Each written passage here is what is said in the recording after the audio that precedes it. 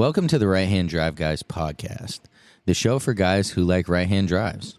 We're your hosts. I'm Bobby. This is Aaron. Yo. And make sure to follow us on all the socials, at RHDGUIS. DM us with any of the questions. We're glad to help you out anytime. And check out the merch if you want, RHDGUIS.com. We hope you enjoy episode 56. All right. What are we going to get into today? Trouble. Yes, a bunch of trouble. No, Yeah. We're going to get into one of everyone's favorite cars, right? The R34 GTR. GTR. Yeah, the GTR. And how you can get one right now, right? How you can get it. How you can get one right now. And, either work with somebody or do it yourself. Yeah. So Aaron's just going to kind of break down, everybody knows the R34, right? Obviously, it's become this huge, crazy icon of the Japanese sports cars. Yes, right? 100%. You can't think about Japanese sports cars without thinking about the R34. And it's been that way for a long, long time now, really. Yeah, since they came out, I imagine. 25 years, yeah. In that sense. So Aaron's going to spit a few just little facts about the 34 just to bring some people up to speed if they have been living under a rock or something like that. Yeah. The R34 GTR is the final rendition of one of the best Japanese sports cars, as we said. It comes with the RB26 DETT, TT meaning twin turbo. It's had the same RB since, the R32. Little changes, little refinements in the engine. Mm-hmm. Not too much, though. It's still pretty much the same. The 34 did get a 6-speed Getrag transmission, which that's a pretty big change from the other models. It's the same 6-speed that came in the Toyota Supra. Yeah. And so they're pretty tough. Yeah, they're pretty tough. Mm-hmm. Like I said, this is this final form. This is the final rendition. So they've figured it all out at this point. Right. And with that, right, so it was like the final edition, and something we kind of talked about in the past was the R32 had like a V-spec and an N1, right? Right. And the R33, they came out with the V-spec, the 400R, and then, of course, the LM.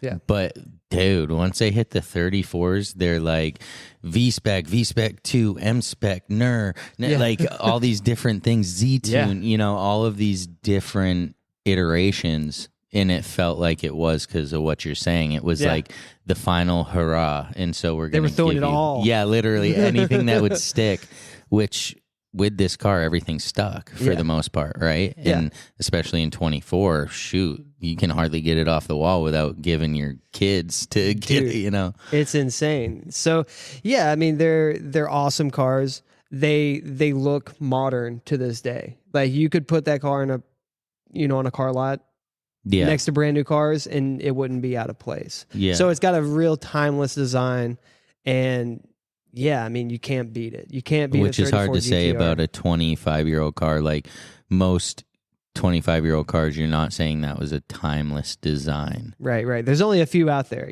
like this one, the FDRX7's another, right. I feel like, just those classic, just timeless. That's the only word I can think of. Yeah. So yeah, as he was saying, the 34, of course, all-wheel drive. If you know anything about GTRs, it's a GTR +1 or +2. Right. So the point of this episode is kind of to give you the route to figure out how to procure your own R34 GTR if you're in the market, right? Right. And we have some decent experience with that. Obviously, I have an R34 GTR, and Aaron went through the process with me of finding that, and then we found more cars after that.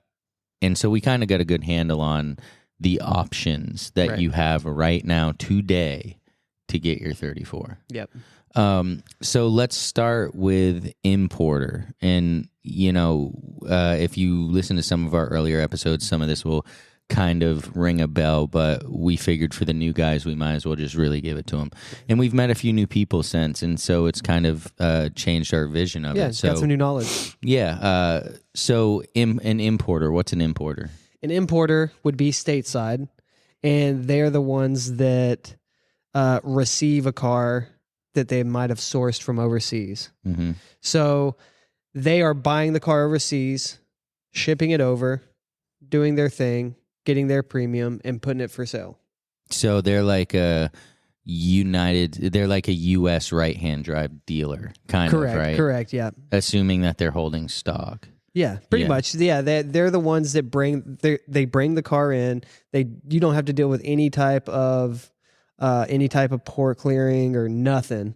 You know, it's just like going down the street to the used car dealership, giving them some cash, taking home a car. Yeah. So here's the thing: the importer, of course, saves you a bunch of hassle, right? Yeah. Like, which we'll go over in a few. But they also are a middleman, and Correct. so the thing about a middleman, right? The middleman always needs to make his money, and I am not trying to be negative or put down any of these guys that we're going to recommend. Yeah, no. But the middleman has to make his money, or else there's no business for the middleman there. Right. So you need to think about it in regards of you get to go walk in there and you get to look at these cars. I don't know what their policies are. You might be able to test drive one. Right. But you have to pay for that in the price of the car, right? Because they've PDI'd it. They've done everything. Hopefully, if they're a good importer, they've changed the oil, they've checked everything, so you got to pay for that. Right. And if you're okay with that, and if you aren't a patient type of person and you want the car now, I say go for the importer. 100%, dude. Pay that little bit of importer tax, right? Yeah, for sure. Because, you're not having to go to Japan. Right. You're not having to wait for your car on the boat. You're not having to go to the port to pick it up. You're not having to do all these extra steps that can be stressful to some people. Oh, for sure. I mean, if it's not your game, or if you're not into anything like that, yeah, I could see how that'd be very stressful, because, which we'll go through in a minute, that process. But yes, this is more of a stress-free, because you can see the car in person, you can more than likely test drive it, you can feel it out. So the importers that I recommend, I have gone through a few here, but who I would recommend would be Top Rank International, who is the California base of Top Rank. Yep. And so you're going to be able to preview what they have or what they can get you by also looking on their global website. right. So, and Top Rank is interesting because a lot of people or a lot of businesses don't have a Japan and a U.S. base. Right. So, but Top Rank is different, which we'll get into later. And then also I recommend RevHard. And RevHard, I met these guys in Japan, and they were super stand-up guys. They have done a few little things for me, even though I never bought a car from them. Yeah. So, and they're based in Colorado, and they have stock there. They have a lot of people who can vouch for them, especially in that area. So I would check them out, Top Rank and RevHard, for your importers. Yeah. There are plenty, and I'm not saying that the other ones aren't good. These are just my personal suggestions based on what I've observed. Right. So then when you get over to the exporting side, right? So what's an exporter? Exporter is going to be in Japan, right? And they will deal with sourcing a car and getting it to the boat for you. Simply put, they'll go to all the dealerships, they'll go to the auction, they'll do all that for you, unless you want to do it yourself. I'm sure, you could do that. But the exporter will deal with, handling everything on the Japan side, getting it on the boat, storage, things like that, and then shipping it over here. But once it's on the boat, kind of like your situation with the 34 GTT, it was kind of on you, right? Yes. So exactly that. So pretty much so when you get the exporter, right, like Aaron said, they handle everything in Japan. They'll get you ready. They'll get the export certificate, everything like that done. And so let's back it up a little bit. So if you want to work with an exporter, of course, you got two options. You shop online, or you should go to Japan and shop. So, of course, a lot of people, and, I get these DMs all the time, so keep them coming. I'll continue to reassure you that if you work with the right exporter, you can absolutely shop online. You can absolutely shop online if you work with the right exporter. And 100%. so I personally have purchased multiple cars sight unseen from Japan from reputable exporters because these people take pride, right? Yeah. And reputable so, is the key word. Yes. And so when we're talking about the importer and the middleman, and the importer really finding cars that they're going to be able to make the biggest spread on, right? And I'm not saying that exporters don't, but exporters, when they're if they have it in stock, there's a predetermined price, right? Just like any dealer. When you have them look for a car from you, that's when you can really start saving some money, because there is just a fee for looking at these cars. There is not like what the invoice from whoever the car is bought from is what you pay plus their fee, right? So now at this point, it's almost like a hack, because instead of just taking what they have, you say, I would like to find this. They find you this, you pay them their X amount fee, and it's just like you being there buying it. So there is no middleman fee. However, you are buying a car with nobody looking it over beyond a inspection that they provide, right? But that doesn't go in super deep. That makes sure there's no scratches, no dents, the motor's running healthy, that type no of crazy thing. rust. Right, exactly. Pretty much did a little past the shucking. Right. And so when we talk about an exporter, there are a few options, but you just got to realize you're probably going to pay a little less because you're not paying for all of those services that an importer is going to give you. Right. And an importer does need to make the max amount because they've done all this work to get the car there. And they've been sitting on, that car for months probably. So trying that's just to get money it. sitting. Yeah. So, I mean, I understand it, but it's all in your how patient you can be and how much money you have to spend, right? Right. And to each their own. So my biggest benefit, I would say, personally, because I bought cars there, I have an R34 in Japan right now. I love and this has created so many memories for Aaron and I. Yeah. And then, I got to have the experience with my daughter. And dude, driving your car in Japan is the most rewarding thing. And this is just my personal opinion, the most rewarding experience that you can have with these cars. Yes. It really is, because it's full circle, right? Like when we were growing up and we're seeing these cars, they're always in Japan. It was always on the toge. It was always on these tracks. It was always in the tunnels. Always in the tunnels, Smoky. dude. Right. And so, there's one thing to owning that car and mobbing it around your hood or whatever, right? But there's another whole piece to owning this car, having it legally registered in Japan, and then putting thousands of kilometers on the car on Japanese roads. Like I can't. And just seeing all the sights. Yeah. In your car, right? Taking the pictures with your car in the background of these, and it's just, it really is a crazy thing. And I understand not everybody can afford that. Not everybody has the patience, right, to have their car. Like my car can't even come to the U.S. until December of 25. Right. I'm glad. Keep it there, because that gives me more motivation. Before I had a car there, of course, I love Japan. I wanted to visit Japan.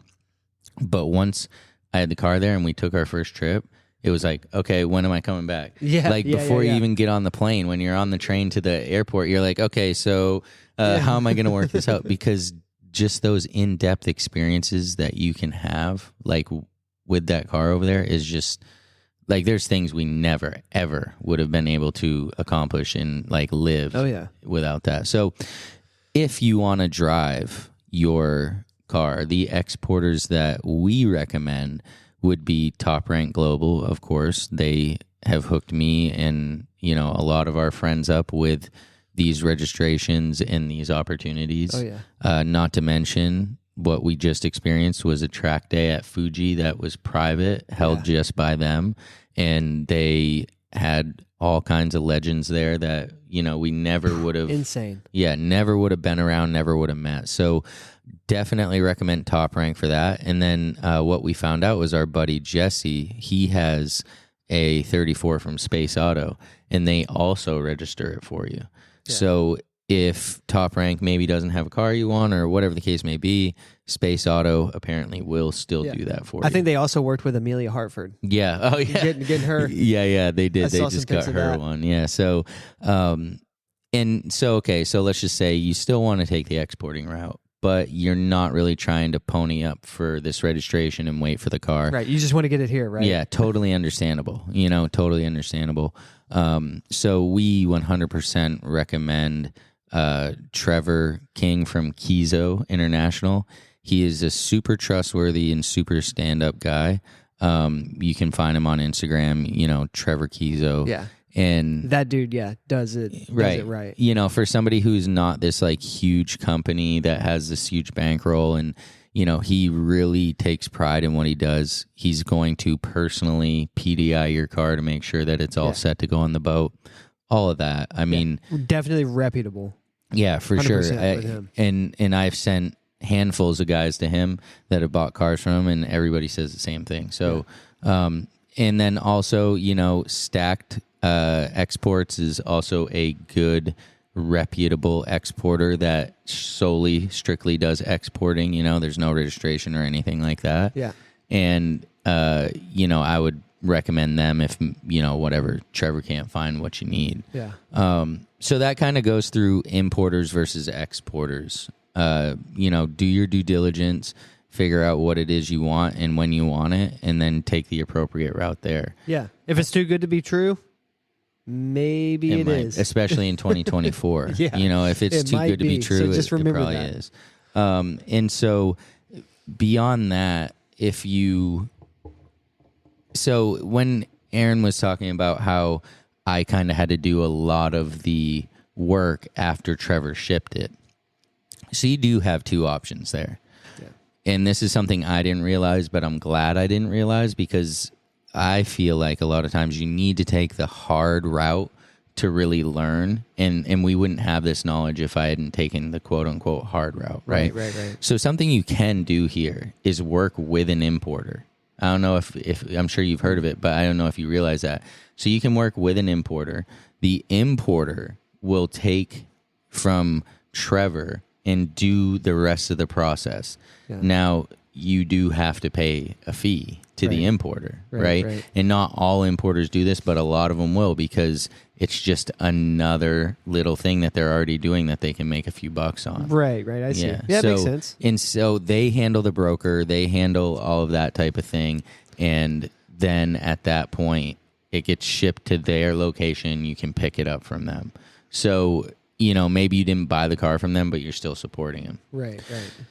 I personally, again, took the hard route. Didn't really want to sacrifice any more money because, it's precious, right? Yeah. So I went the self-importation process. And so it's really not as hard as it sounds, right? You pretty much hit up Becky at Sound Brokerage or whoever the broker you want to be. She pretty much walks you through it. You fill out DOT paperwork, EPA paperwork, the bill of lading and the certificate of export, all of these different paperworks you have to file, right? She kind of walks you through it. And, she gets the clearance for the port, everything, right? So you work with her. I can't remember what the fee was total. I think total I paid $1,500 or something like that. Yeah. And she gets it to the port for you via paperwork and phone calls, right? Right. So by the time the boat lands in your port, she's got everything ready, cleared, good to go. You go into port, right? And so this is what an importer would do for you. They would have handled all that without the broker, and they would have handled this next part, which is picking it up at the port. Yep. Picking it up at the port your first time is kind of a little nerve-wracking. Because you don't know, right? Of course, you want to think, you just stroll up there and say, hey, I'm picking up my GTR. Yeah, there it is over there. Yeah. And they're just going to be like, yes, sir, here's the red carpet. Hell no, dude, especially not in New York, dude. No way, dude. It's rough. It's rough. They deal with who knows how many people a day.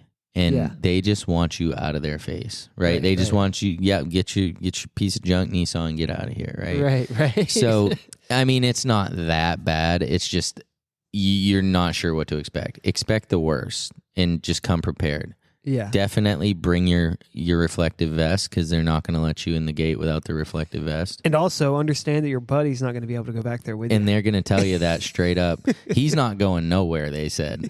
Yeah. We're like, wait, what? Like, no, like he's going to, and they're like, no, he's going to stay right here. And we're like, okay. Yeah. Like, yes, sir. Like, and you get these cars from Japan and they've been on the boat for who knows how long, right? Yeah. The batteries are dead. Like, and you're just going in there like, it's not going to start. Right. Sure enough, it didn't start. So I got to run back, have Aaron go to the truck, get the jumper, got to go run back. Like, so it's kind of a hassle. But once you get it on the trailer and like you're headed back home, it's like, oh yeah, that's right. And I did this myself, know. It's just like the satisfaction of that. Yeah, for sure. It's an accomplishment. And then beyond that, you're the one towing it home. So you know that it's all good in that sense. It's not getting any door dings or whatever. But you can ship container or ro-ro. Container is in a container, obviously, sometimes alone, sometimes with other stuff, depending on your setup. Yeah. Or ro-ro means roll on, roll off, which there are full ro-ro ships. And if you see a ship carrying a car and there's no containers on top, that means it's ro-ro. And so they're literally parking garages in the ship. And holy cow. Yeah, and they just roll them on, roll them off, roll them on, roll them off. That's a lot of cars. Yeah, no, it is. I saw a video of them loading one, and it seems insane how many cars can fit on these ships. Yeah. So that's kind of, your self-importation process, right? That gets you from, the boat in Japan to your garage. Again, you can work with an importer, but it's all on what you want to spend. So once you get it off the boat, right, you get back home. Well, how did you even get it on the boat and get it back home? Did you have the cash up front? Can you finance these? Right, like, what's the deal? Like, do you know? Can you finance these? Yeah, definitely. You can definitely get personal loans for these cars. A lot of people do it. SoFi is one of them. SoFi, yes. Lightstream is another one that I see a lot. Right. You can probably just go to your bank. Go to your bank. Yeah, that's what I was going to say is... they might look at you kind of funny and be like, why do you want all this money? Why do you want a high interest rate loan for this car? Oh, no, this is our auto loans right here. Yeah, and yeah. it's like, no. Then you show them the VIN and they're like, oh, yeah, so did you want a personal loan? Yeah, because they're not financing a 34 GTR. And, it wouldn't surprise me if there did become some financing options that were like targeted towards these cars, because that would be somewhat smart as long as you did your due diligence on who's borrowing the money, of course. But yeah, I feel like some options might come up as these continue to come over. Right. And then of course you can ask your buddy, hey, can I borrow $150,000? And he's either going to say no or probably no. So what, let's say you have the cash, right? What, do you just pack it up in a box and ship it over to Japan to pay for the car? How does that work? That's what I did. Yeah. No. So you have to go to your bank and wire the money, and it's generally in 2 to 3 payments, like depending on your situation with your exporter. But yeah, you want to wire the money. Of course, the bank people don't really want to let you, right? Like they have to, but like they're like, yo, just keep it here. Like, and you're like, no, I want to send it. So yeah, trying to send it. Right, exactly. Like, I'm trying to get this. Oh, are you sure you don't want to put that in a CD in a Roth IRA? No, I want to put it in a friggin' R34 GTR. Let's go, dude. They're like, a what? Yeah. So, and so, okay, let's say you get some sort of financing or you got the cash to spend. Sweet. You're in good shape now, but you get it home like we talked about, and you got to insure it now. Right. Yeah. And as if we don't have enough little issues, right, with like purchasing this car, now you got to figure out how to insure it. Yeah. Okay. And insure it to make sure that whether you paid $100, $150, or $350, that you are getting the total value of that car and nothing less, because you paid that money. You need to make sure that you're getting it. You're going to be insured for it. Yeah. If anything happens to it, dude, you don't want to be stuck upside down, not getting taken care of. Yeah, that would be like... That'd be worse than obviously losing the car, is losing it and not having any sort anything. of nothing, right? Yeah, that would be pretty horrible, and it does happen. You see videos, pictures of these cars. They do some old lady T-bones you at an intersection. Some dude trying to race you, pit maneuvers you, whatever it is, right? So we recommend, because obviously both of us have had to get total value insurance. I think, who do you have? I have Haggerty. Yeah, he has Haggerty. You've had good experience? Oh yeah, 100%. I mean, they even sent me out a letter saying, "Hey, we realized the value of your car went up. Would you like to increase your value? Yeah, Would you course, like to increase your policy? Like, yeah, you want to so pay some more, buddy?" They are a collector car insurance, and I think they do a great job. And initially I had went to Allstate, who I have my regular car insurance through, and they wouldn't even touch it. They were like, "Yeah, no, this is what's considered a gray market car, and we're not allowed to do it." Wow, that's wild, right? Yeah. So I kind of same thing, right? I have USAA, and I back in the day, I could register my right-hand drive car with them or insure it. Same with Geico, right? But now these things have changed, and so I hit up USAA, and they're like, "Actually, we work with American Collectors Insurance for cars like this. No problem. Hit up American Collectors." Decent rate. They were willing to cover the vehicle pretty much to whatever I thought it was worth because of the modifications. And I've been paying them ever since. And luckily they haven't had to pay out for me. So yeah. One thing I have noticed about some of these like collector car insurances is that your driving record has to be on point. Yeah. So like if you've had a suspended license in the past 6 months and reckless driving tickets and they don't all want to these mess crazy with you things, they're not going to touch you. Like, because that's a liability, right? 100%. So just keep that in mind. And if you do get through to one, it's going to be a lot. Yeah. It's pretty reasonable. The prices, if you have a good record, but if you don't have a good record, good luck getting insurance. And if you do, it's going to cost you through the nose. So for this S14 and my 33 GTR, it's about $1,000 a year. Yeah, not bad at all. Yeah. So, all right, and also just throw it out there. If you have State Farm, they do offer full value insurance. So, hit up Jake. Yeah, if you got Jake out there, hit him up.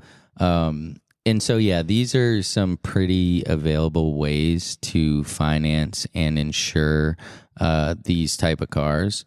And I mean, it may not just be 2 clicks of a button and an online approval, but you got to do a little work. So this is, how you could import or export your 34 GTR, and who to use as a broker, finance and insurance. Now the part that is maybe the tougher pill to swallow. We're going to do a little market research for you real quick, and we're just going to tell you, we're each going to throw at you one Japanese car, R34 GTR, and one American landed R34 GTR, and just kind of let that resonate with you on the current market and the pricing and whether this is something you really want to go after, or if maybe an earlier 33 or 32 GTR would be more in your price range, or hell, go get an S15 Sylvia. Because those are just, maybe not just as dope, but just as awesome in that time period. Oh, yeah. So you go ahead, start it up. Let me know what you found in the U.S. or no, in Japan first. Japan. Well, I'm going to do high end. So on GoNet, GOO net, very popular Japanese website for finding these cars. It's like pretty much a dealer search throughout Japan. Here I got, I believe, where is the year? I believe it's it's a 2002 so GTR. That's late model. Yeah. And it's a GTR M-Spec NER. Ooh, you went hard. Yes, very high-end model. They're asking 75 million yen. What the heck? 75 million yen. So what is that? What does that even mean? 75 million yen. It's a lot. Let me type it into the old 75 million yen. Like, how do they even talk like that? Like, that's going to be 75 million. Dude, $500,000, dude. 505,000. M-Spec NER. For an M-Spec NER. Millennium Jade. That's fairly low KMs. Like, yeah, I guess. Whew. I mean, because $500,000. Dude. I think that is the going rate for a Millennium Jade. Oh, you did pick the cream of the crop, which yeah. for sure, right? Like that's how it is. So 500, dang, dude. Like, so I have a insane 99 GTR V-Spec. Okay. This is a July car, so it's coming up on, being able to be shipped. Yeah. It has, a bunch of little bits. It looks like it has some lower mileage, but this is from Top Rank in Japan. Yeah. And they are asking $152,000 for this V-Spec 99. And generally, their earlier years, because they're closer to importation, are generally a little more expensive. Right.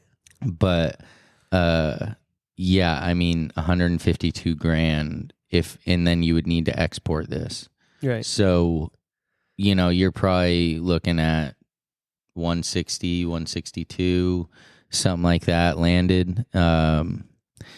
Yeah, I mean, it's a lot of money, but it's also, it's kind of one of those things. So what did you find in the U.S.? Dude, I couldn't find anything in the States. You couldn't find anything? I couldn't find anything. I don't know. I was on Marketplace and we are early. Like, we are definitely early. And that's something you also need to understand is, these cars just became eligible for importation literally 32 days ago. Yeah. 32 plenty days of GTs out there. Yeah. Plenty of GTs, all that. Because 98 was the first year that they were eligible. So just realize if you're looking in the States, you're probably paying a premium because that person just got it here or was hiding it until it was legal or whatever the case may be, right? Yeah. So, and I mean, I know you can find some in Canada because their import rule's 15 years, so it's just a little different. I did find one in the United States on Marketplace, so I am not vouching for this, right? Like, I am not saying that this person is legit or whatever this car is. Like, it looks like a real GTR V-Spec. It looks nice, but I'm simply saying I don't know. Yeah. Because Marketplace is kind of wild sometimes. So this guy has a 99 34 GTR V-Spec. So pretty much what we just talked about at Top Rank, right? Yeah. They had it for $152,000. This guy has it in the U.S. already and is asking $285,000. $285,000. It's not really telling me like the kilometers or anything. I mean, it looks clean. It has a Z-Tune hood, whatever. But $285,000, you can go down to Fort Lauderdale right now, grab yourself. It would be in Florida. Yeah, of course. But you can grab yourself a 34 GTR. So, I mean, the prices on these things are going to be wild. I'm sure you could find, something. I know Trevor just had something that they had found, and it was like had some rust and needs some love, and I think it was only $80,000. Yeah, I remember seeing it. I was like, what is wrong with this? Yeah, it just needs a lot of work. Yeah, he was very vocal about that, too. He wasn't trying to hide nothing. Yeah, no. And he was willing to work with you to find somebody to do the work in Japan if you wanted. So, I mean, you can find them on the lower end of $100,000, and just you may have to put some love into it. But, I mean, if that's what you can afford for a 34 GTR, run it. Yeah, I mean, I found another one on GoNet. And, well, first of all, there's only 11 GTRs, R34 GTRs on GoNet. So that can kind of tell you where the market is. Because that's not very many cars at all for the whole entire country of Japan. Right. If you look at GTTs or anything like that, it's going to be hundreds of them on there. There's 11 GTRs. So that's crazy. Yeah, I mean, I found another one for 16 million yen, which converts to 109,000. And that was the lowest end. That was 109. That was base model. I'm pretty sure it was a 99 or 2000. Yeah. It was the first one. So exactly. They are out there, right? Yeah. I mean, you may have to do a little work. You may have to skip registering and driving it in the country, whatever, right? Like, if you really want it, you can find a way. Right. And this was just kind of a little guide to get you started. And if this is something you want, take it from me. go out there, figure it out, get it, because I have zero regrets regardless of how much I paid for the car. Even though that is my personal experience, I don't think that these cars are going to let you down if you feel how we feel about them. Right. So again, do your due diligence always. If you got any questions, you can always hit us up. We'd be glad to guide you in the right direction. That's what we're here for. But for episode 56, how to get your R34 GTR right now, I'm Bobby. This is Aaron. See ya. Peace.